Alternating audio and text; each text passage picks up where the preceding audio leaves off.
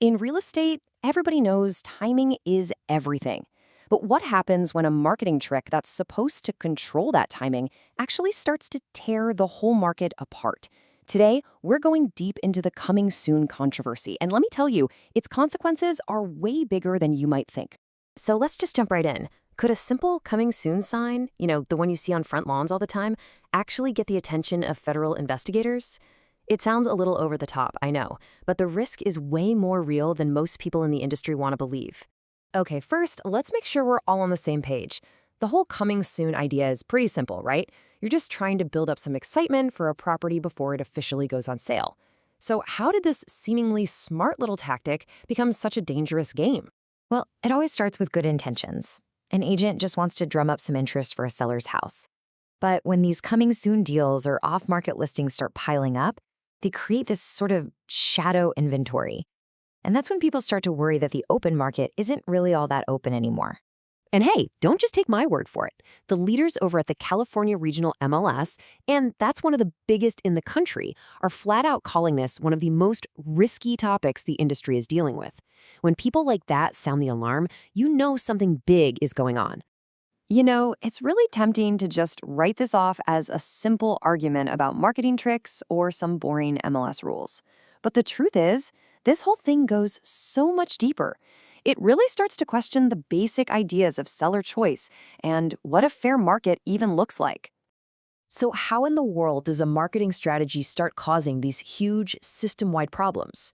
Well, it all begins by creating these little cracks in the very foundation of the modern real estate world, the MLS itself.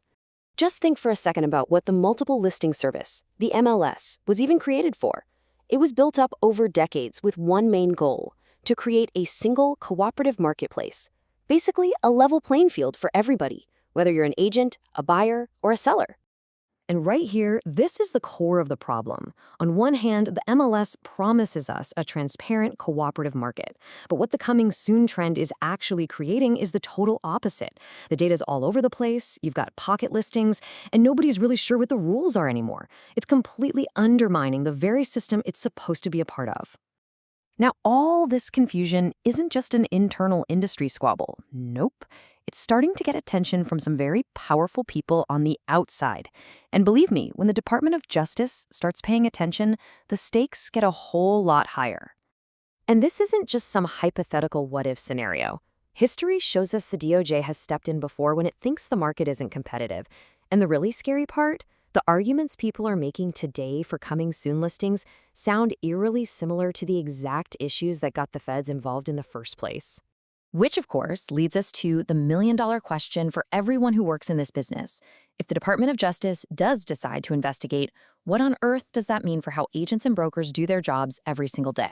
The fallout could be huge. We're talking about real, direct impacts on individual agents, on entire brokerages, and on the whole idea of cooperation itself. This isn't some far-off threat. It could completely rewrite the rulebook for how every single agent does their job. But the risk isn't just legal, you see. It's also structural. Think about it like a long line of dominoes. It all starts when the single most important part of the market, reliable data, starts to get shaky.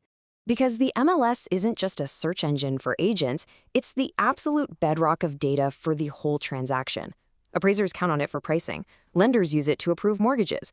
So when that data becomes a mess, the entire financial ecosystem starts to feel the pressure. So here's exactly how that breakdown happens. Step 1. Listings get held off the open market, and the data pool gets fragmented. Step 2.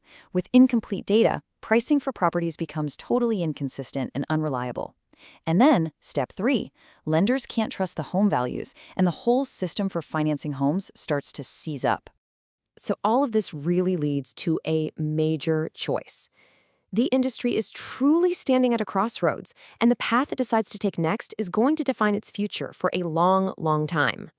And the choice really boils down to this. One path leads back towards cooperation, towards a market that is genuinely fair and transparent for everyone.